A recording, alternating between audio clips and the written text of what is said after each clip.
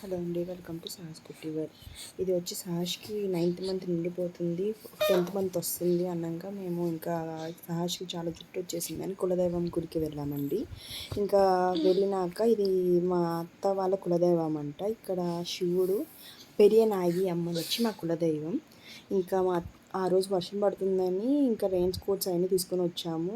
ఇది వెనకాల చూడొచ్చు, అదే గుడి పక్కన కొలను కూడా ఉంది. ఇంకా మామూలుగానే అసలు జుట్టులో చెయ్యి పెట్టనివ్వడు. ఇంకా ఆ రోజు చాలా కష్టపడి నేను మా మావయ్య మా హస్బెండ్ అందరం పట్టుకున్నాం. అయినా కూడా వాడు అస్సలు ఆగట్లా, అంతా ఏడ్చి మొహం అంతా రెడ్గా అయిపోయింది వాడిది. అయినా కూడా ఇక పట్టుకున్నాం గీతలు రాకూడదని. కాకపోతే అనుకోకుండా ఒక్క చోట మాత్రం చిన్న స్క్రాచ్లో వచ్చి కొంచెం బ్లడ్ వచ్చింది వాడికి. దానికే మా ఆయన కళ్ళలో నీళ్లు గిరాని తిరిగిపోయినాయి. తర్వాత సరైన అట్లా పట్టుకొని మొత్తం అయిపోయినాక ఇంకా వాడికి అక్కడే స్నానం చేసి బట్టలు మార్చేసి ఇంకా మేము ఆ గుడి టెంపుల్లోకి వెళ్ళిపోయాము అనమాట. ఇది కొంచెం పెద్ద టెంపుల్.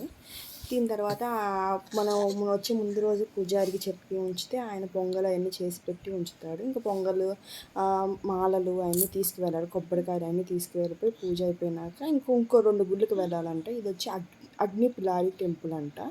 ఇక్కడ ఇట్లా ఏముండదు, ఒక విగ్రహంలా ఉంటారు ఆయనకు కూడా పూజ చేసేసి ఇంకో గుడికి వచ్చేసాము. ఇంకొంచెం ముందుకెళ్తే ఈ గుడి కూడా ఉంటుంది. ఇది అయ్యన్నార్ టెంపుల్ అన్నారు. ఇక్కడ లేడీస్కి ఎలో లేదంట లోపల. మా మామయ్య హస్బెండ్ సహర్ష్, కార్తిక్, మా అక్క వాళ్ళ బాబు వచ్చారు. వాళ్ళు మాత్రం వెళ్ళారు లోపలికి.